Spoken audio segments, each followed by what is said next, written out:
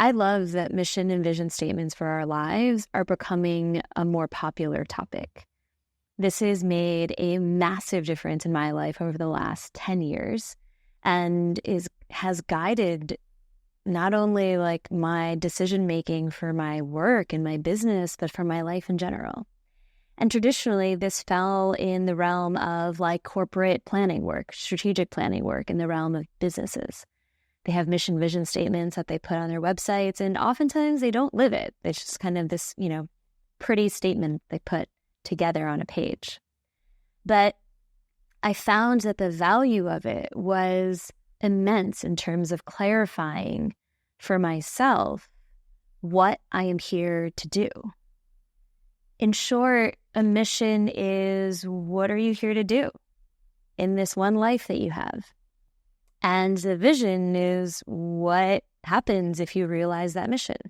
If you achieve the mission, what does your life, the world, whatever it is that your mission is, what does that translate into experience? And so by having that for our lives, it creates a filter for decision-making, a clarification point for investment of resources and time and money, and it guides the actions that we take to build lives that are meaningful and fulfilling.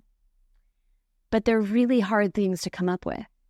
So I used to be in strategic planning and strategy in big corporations, and I saw how structured and detailed the approaches were to come up with strategy, to come up with a strategic plan, at the top of which sits missions and visions. And it's so hard to distill like why an entire entity exists, why business exists into, a couple of sentences. Ideally, the shorter the better. There's inevitably all these things that people want to incorporate. But at the heart of it, it's kind of speaking to like what makes you unique, right? I work with so many clients in drafting these, and as a first draft, almost always, it's some combination of, I want to support my family, I want to be a good human, I want to live a meaningful, fulfilling, purposeful life, and I want to have an impact. There are almost always some combination of those ingredients, just with different words. They basically just speak to, I want to be happy, because that's a universal human experience, wanting to be happy. But if the universal human experience is wanting to be happy, and all of us agree that being there for our loved ones, helping others in some way, having impact, being a decent human and not being an asshole, and like creating or contributing to something that is meaningful for us, if those are all of our ingredients, then how does that translate into each of us realizing that? Because each of us, the way that we see caring for our loved ones is going to be different. The way that we see helping others and having an impact on the world is going to be different. The way that we see being a good human is going to be different. Not that we fundamentally disagree on what that means. It just means that how we contribute to doing that is going to be very unique. So many of us want to help other people, but how do you provide that help? Because we have different skills, we have different interests, we have different personalities, we have different styles in terms of how we like to engage with other humans and the world in general. Some of us fall more into the extroversion side, some of us fall more into the introversion side. Some of us like strategic thinking, some of us like executional, tactical thinking. All of these things make it very unique for each of us to be a good human, support our families, help other people, and have an impact on the world in some way. And so when we get into the granular details of what your mission is, we have to kind of mine our own understanding of ourselves as well as our own experience to really land what the mission is. Why are we here? And it is hard to get specific because it feels like you're stripping out all these things that are really meaningful to you. But the point of the mission is not to kind of summarize your life into one sentence or two. The point of the mission is to understand, what are you uniquely equipped and want and can do in this world that moves the needle or addresses what you find to be most meaningful in this world. And a hint that I can share is it almost always, and I say almost always because I don't know, I haven't talked to every single person on this planet about their mission, but from clients that I've worked directly with to people that I've talked to, from dear friends to strangers who know why they are here, who have figured out what their mission is, it almost always ties back to their own formative experience that taught them how they were going to either survive or thrive in this world. And I say formative experience very broadly, but it usually happens pretty young. It can be all the way down to like when we were like, toddlers or to our teens. But it's usually something in that time frame that helped us understand something foundational about the world and our experience in it. That our ability to survive, live, and be successful in this world, and I'm using success very broadly, was dependent on them achieving this thing, solving this problem, attaining this skill. For each person, it's going to be a little different. But the core pain that each of us have experienced in our lives are almost always a contributing factor. Because the hardest things that we've had to go through oftentimes inform how we then go about life in a really prolonged way. Because it taught us something so foundational about what we needed to be able to rely on ourselves to live. Sometimes that's a skill, sometimes it's a problem, sometimes it's an experience. But every single person that I know that's clarified it can tie it back to something in that realm, something that helped them understand what mattered in this world. First to themselves. It doesn't have to be to the world. It just has to be for ourselves. Because something that's so personal and so formative that helps us understand what makes life valuable and worth living or livable is, of course, going to drive so much of our action, so much of how we show up in the world. And once we solve for that, once we feel like we've gone to a place where we've figured it out, doesn't have to be 100%, but just that we figured it out to the point where we're like, okay, like we're solid, we can keep improving, but like we know how to make this work. Then we start to turn to other people. We start to be like, oh, this helped me so much. I can do this for other people. I can help other people do this. And it's an ongoing evolution. It can evolve in terms of the specificity as well as like your clarity in terms of where you want to hone in. But the heart of it is always around the same kind of thing. So I started crafting mission statements for myself probably maybe about a decade ago, give or take. And the first time I understood the concept, but I never understood it in the concept of my individual life. And in my 20s, when I was doing a lot of self-exploration and building my own self-understanding and figuring out what I wanted in my life, I remember reading this interview with Will Smith and his wife, Jada Pinkett Smith. And it wasn't about mission and visions in particular. It was just about them discussing their marriage and how they craft their approach to their marriage in terms of the relationship itself between the two of them, as well as like what they want to realize with the power of this union. And they talked about writing out a vision of their life. And they talked about some of the impact that they wanted to have outside of their family, their direct marriage and their kids and their immediate family. And it started to like come together for me where I was just like, oh, this is exactly what companies do. This is what I help companies do. And we have all these processes and frameworks and all of these like academic studies and all these courses that teach all these tools about how to do it for companies, but we really don't have that for our individual lives. Why should it be any different?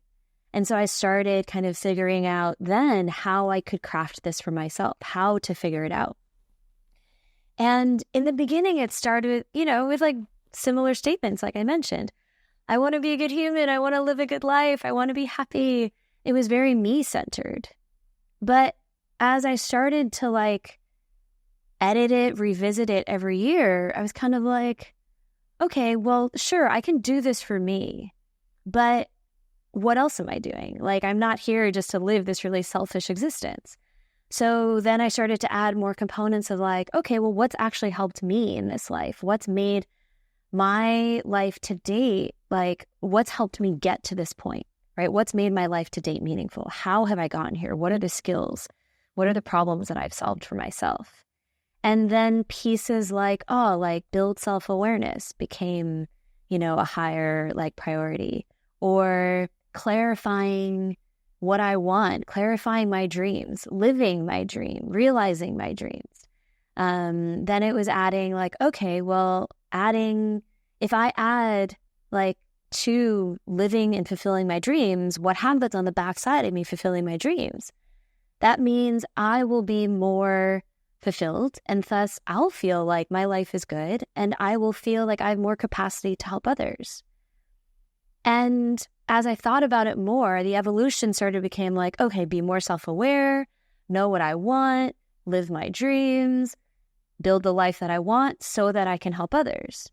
And then as I like kind of synthesized it further and further, and I was like, well, what keeps people from being self-aware? What keeps people from living their dreams or figuring out what they want? What keeps people from pursuing these dream lives? And what keeps people feeling like they're constantly in this place of lack? Then I was like, oh, well, there's something more core. Yes, we want to have enough money, have the freedom to do whatever we want. But first and foremost, we all want the freedom to be ourselves. We want the freedom to be able to like state what we want in this life, what our preferences are, what we feel, what we desire, without the pushback. Because we get pushback from the time that we're kids, from the time that we go to school, from the time we enter work, and then society in general. All these ways of how we should be, what success should look like. And so then I was like, oh, okay, so before people can become more self-aware, before they can be more mindful of what they want in this life, and before they can pursue these dreams so that they can help more people, they need to be okay with who they are. They need space to discover themselves. They need space to pursue their own self-definition and live that self-definition so that they feel more empowered to own the dreams that they have, so that they can feel more capable of developing the skills that they need to pursue the lives that they want. And so as I kind of distilled it further and further, I was like, okay, yes, it's still about self-awareness. It's still about like becoming, like living figuring out your dreams, living your dreams, pursuing your dreams, building your own freedom so you have more capacity to help other people. But at the core, there's something more fundamental. The root has to be that we feel more free to be ourselves to begin with, to be honest with ourselves first and foremost about what we want, so that we can actually believe that this is worth pursuing, that we're capable. And if I thought back, I was like, oh shit, like this has been the fundamental thing that I've been trying to figure out since I was a kid. And I didn't have the words then. And as a kid, I remember in elementary school, I was like, I just want to be happy. And my mom is wrong about what makes a successful life. But if I mine the core of my experience, my fundamental core pain in this life, especially because of the circumstances under which I grew up as an only child, single mom, or I had a single mom, immigrant household. We weren't, didn't know many people because she immigrated here in her 20s. We had a very small community. So I was alone a lot of the time. And there's no babysitters like you don't get like a babysitter for a weekend to go out. So I just went with my mom wherever she went. And it was almost always the only kid at like adult dinner tables. And growing up in a Chinese culture, a very traditional Chinese culture where everybody knows better than everybody else, right? Like what is good for you. And it's very hierarchical. So elders know what's best. They tell you what you should do, what you should believe, what you should think, how you should be, all the ways that are good, bad, right, wrong. And I felt incredibly stifled as a kid. I felt deeply misunderstood. Anytime I expressed what I did want or my thoughts, sometimes they would, at best be ignored. At worst, I'd be punished for them. And that friction throughout my entire growing up made me realize like how much I cared, like how much I wanted, maybe not cared, but I wanted deeply to just be able to be myself. And I grew up in a space where I tried really hard to be the good kid, to do what my mom wanted. But I would just like be myself, share random thoughts, point random things out or ask questions and be punished for it. And so then what that teaches you is like, I can't think for myself. I can't act for myself if I want to be obedient. Because if you're obedient, then you are considered good. And if you're good, then you equate that with love. And I think I just reached a breaking point really early on where I was just like, this is untenable. Like, this game is rigged. I can't fucking win. And so what's the point in playing? What's the point in trying to play this game of being good if I don't know what the rules are? They're changing every single day. And what I think is good one day is bad the next. And so fuck it. Like, I just have to figure it out for myself. But it didn't change the fact that I deeply wanted to be understood, because I never felt understood by my mom, who I most wanted to feel understood by, or at minimum, like acknowledged and, at least recognized by. And then that extended out further and further. And so the thing that I solved for was not being understood. So then how do I go about living my life anyway, right? If I'm not going to be understood in this life by the people that are supposed to seemingly love and care for you the most, then how do I pursue a life that is defined by myself? Because I don't trust anyone else's definitions. And so that became the pursuit. But it took me until I think I was about 30 to kind of go back and be like, oh, okay, here are the core threads. And over my 30s, I kept refining and re-articulating what my mission was. And so it doesn't have to be this figure out your mission and then you're done and now go live it. It's an evolving process, because you have to mine your life and your experience and your understanding of your experience to understand what you think you're here to do. And so even my coaching practice evolved along with that. And I realized from the beginning when I first started career coaching, I was like, oh, I want to help people find impactful work. But I realized I was trying to Trojan horse in the whole be yourself piece of it. Because in order for them to find impactful work that they found to be valuable and impactful, they had to figure out what they wanted. They had to figure out what was meaningful to them. They had to figure out what they thought they were here to do. And so I was forcing in the self-discovery work and the mission vision work. That was a core part of the work that I did with clients. But even as I did that work, I was like, something's still missing, because people would hit this wall when they had to go take action. Some people would hit this wall because when they had to go take action, they had to confront a lot of their own shit, their own self-doubt, their own lack of belief, their own kind of sense of self-worth, the questioning of whether, they should pursue this, if they were if their dreams were worth pursuing, if their beliefs were worth, owning, if what they wanted for themselves was possible.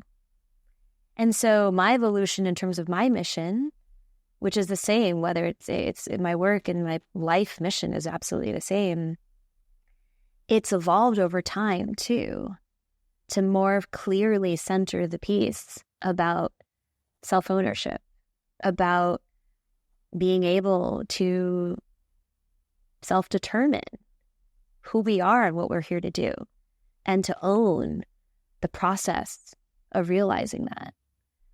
And so I hope that as you start, if doing mission, vision, identification work is interesting to you, I encourage you to start thinking about your earliest experiences that were really meaningful to you, the problems that you kind of experienced over and over that then became really foundational and critical for you to solve. It could be something that, you saw happening in the world over and over that you were like, if only I could solve this, because you experienced that yourself, that your life would be better. And if we think back to the things that define who we are today, that helped us understand not only ourselves, but the world, that's where some of that magical information sits. Because the problem we had to solve for ourselves to feel like we can make it in this world is most likely going to be the thing that we feel like we can help others with. And so even if you haven't figured it out for yourself yet, even if you still feel like you're on that journey, you don't have to choose a mission that is oriented around other people just yet. You can center your mission around yourself for now. But as you realize it more and more, you'll see that there is an expansion to want to share that with others, to want to bring that insight and learning and power that you were able to realize for yourself to others.